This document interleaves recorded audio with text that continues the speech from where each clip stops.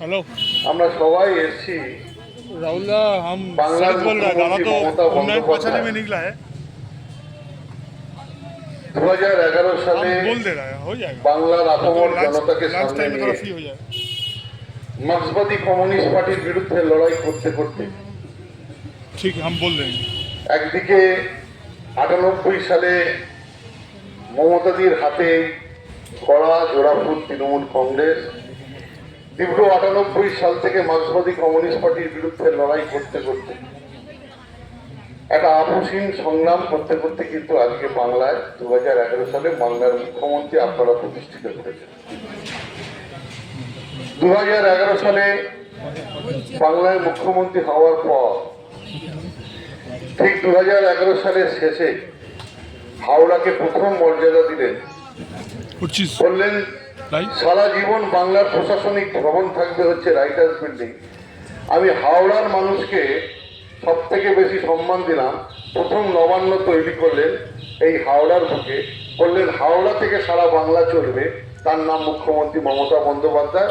হাওড়ার শিক্ষিত মানুষ, হাওড়ার শ্রমজীবী মানুষ, হাওড়ার খেটে খাওয়া মানুষ, তাদেরকে সম্মান দিলেন। তিল করতে করতে আজকে 15টা বছর কেটেছে। আমরা মার্ক্সবাদী কমিউনিস্ট পার্টির বিরুদ্ধে লড়াই করেছি দীর্ঘ সংগ্রামের সাথে। আমরা 2001 সালে বিধানসভা নির্বাচন দেখেছি, বামফ্রন্ট জয়ী হয়েছে। তার আগে 1996 সালে বামফ্রন্ট জয়ী হয়েছে। 2001 সালের পর 2007 সালে আবার বামফ্রন্ট জয়ী হয়েছে। কিন্তু আমরা কোনোদিন কোনো মুখ্যমন্ত্রীকে দেখিনি, সে জ্যোতি বসু হোক আর বুদ্ধদেব ভট্টাচার্য হোক না কেন, যে পাড়ায় পাড়ায় তিনি কি কাজ করেছেন, তার সরকার কি কাজ করেছে সেটা পাড়ার মানুষকে জানাবে। আমরা গর্ব করে মাথা উঁচু করে আজকে রাস্তায় নেমেছি এই কৈবর্ত পাড়ায় 6 নম্বর ওয়ার্ডে এলাকার মানুষকে জানান দিতে যে বাংলার মুখ্যমন্ত্রী কি করেছে। জন্মসাথী তিনি প্রথমে বললেন যে আমার রাজ্যে এই 10 কোটি মানুষের বটবৃক্ষের ছায়া হয়ে থাকবো, তার নাম মুখ্যমন্ত্রী মমতা বন্দ্যোপাধ্যায়। তিনি জন্মগ্রহণ করলে পরে প্রথম যে শিশুটি জন্মগ্রহণ করে তিনি শিশু সাথী বলে যে প্রকল্প করলেন, যে বিনা পয়সায় 9 মাস 9 দিন পর একটা মা যে গর্ভে ধারণ করেছে তার সন্তান, সেই সন্তানকে পৃথিবীর আলো দেখালেন। মা বাবা জন্ম দিয়েছে, পৃথিবীতে নিয়ে এসছে, একদম বাংলার মুখ্যমন্ত্রী বলল তুমি বড় হও, তোমাকে জন্ম দিলাম, তুমি শিশু সাথীর মাধ্যম দিয়ে এগিয়ে চলো। সেই সন্তানটা একটু একটু করে বড় হলো, এখানে সমস্ত ক্যালেন্ডারে লেখা আছে। মা বাবাকে বললো যে মা আমি পড়তে যাব, আমাকে পড়াশুনো করতে হবে। পাশের বাড়ির দুতলা বাড়ির ওই পাকা বাড়ির লোকটা, যার বাবার বাড়িতে নিচে মোটর সাইকেল রয়েছে, সে তো মা স্কুলে যায়, আমি কেন স্কুলে যাব না মা, আমি কেন অ কথা পড়বো না মা। বাংলার মুখ্যমন্ত্রী তার বাবা মাকে আশ্বস্ত করে বললেন হ্যাঁ বাবা তুমি স্কুলে যাবে, তুমি পড়াশুনো করবে।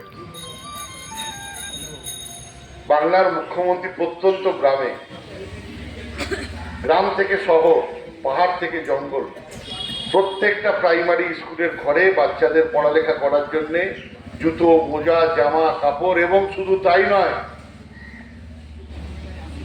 বাবা গেছে ধান তুলতে, মা লোকের বাড়িতে পরিচারিকার কাজ করে।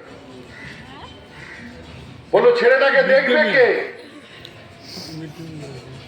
স্কুলে পাঠিয়ে দেওয়া হলো মিড ডে মিল, বললো তুমি সুস্বাস্থ্য ভালো রাখো, পড়াশুনো করো, তুমি বড় হও। সেই বাচ্চাটা আস্তে আস্তে বড় হলো, বড় হতে হতে সে যখন ক্লাস 6-এ পড়লো, বাংলার মুখ্যমন্ত্রী বলল তোমাকে আরো এগিয়ে যেতে হবে, শিক্ষা আনে চেতনা, তাই তোমাকে চেতনা বাড়াতে গেলে আরো লেখাপড়া করতে হবে।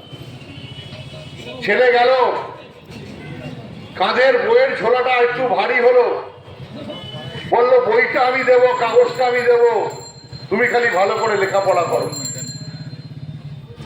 ক্লাস 6-এ সেই ছেলেটা মেয়েটাকে লেখাপড়ার পয়সা দিল,